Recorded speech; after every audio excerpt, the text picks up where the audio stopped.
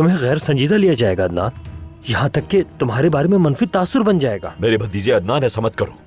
जमरूद को खुश रखने के चक्कर में हम उस छोटी बच्ची को खो देंगे, ये मत भूलो। चाचा, लगता है आप लोग मुझे समझ नहीं रहे। बस अब बहुत हो गया है। मैं अपनी बीवी से मजीद झूठ बोलना नहीं चाहता। मैं नहीं चाहता कि जमरूद को मजीद तकलीफ पहुंचे। बेटा ठीक है, उससे बात कर लो, लेकिन तलाक गार्जियनशिप के बाद ही देना बेटा। अगर तुम्हारी बीवी तुमसे मोहब्बत करती है तो वो खुद ही समझ जाएगी। ये आप क्या कह रही हैं दादी जान? ये मुमकिन नहीं है। जमरूद अनापरस्त लड़की है, आप जानती हैं। जैसे ही उसे ये सब पता चलेगा वो ये हवेली छोड़ देगी।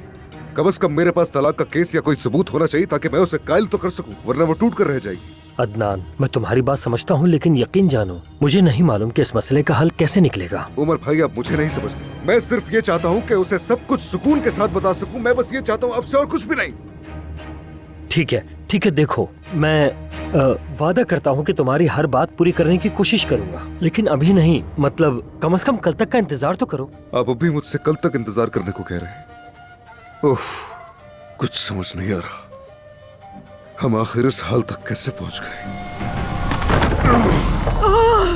अरे बेटा, भतीजे, इतना परेशान मत हो। मुझे शुरू ही से आपकी बात नहीं माननी चाहिए थी। आप लोग शुरू से यही चाहते थे कि जमरूद यहाँ पर ना रहे और यहाँ से चली जाए। बेटा रिलैक्स हो जाओ। तुम गुस्सा हम पर क्यों निकाल रहे हो? हमें क्या पता था ये सब कुछ हो जाएगा। आप तो वैसे भी यही समझते थे कि वो मर गई है। किसे पता था कि वो जाग जाएगी? हाँ, लेकिन बेटा, तलाक का और फिर शादी करने का फैसला तुम्हारा अपना था, हमने मजबूर किया था क्या? ठीक है, तब आपने मुझे मजबूर नहीं किया, लेकिन अब भी ना करें। मेरे मामले में दखल ना दे। ये फैसला भी मेरा ही है। दुआ है कि ये कोई गलत कदम ना उठाए।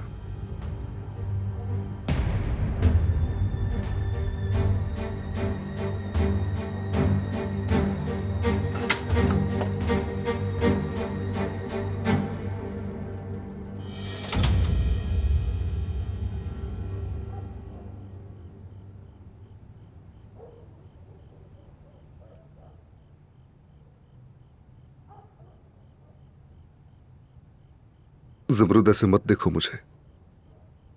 जानता हूं कि तुम मुझसे नाराज हो और तुम हक पर हो। जमरूद, मैं तुमसे माजरत चाहता हूं, लेकिन तुम्हें ना बताने की वजह सिर्फ तुम्हारी तबीयत थी। मुझसे झूठ क्यों बोला तुमने?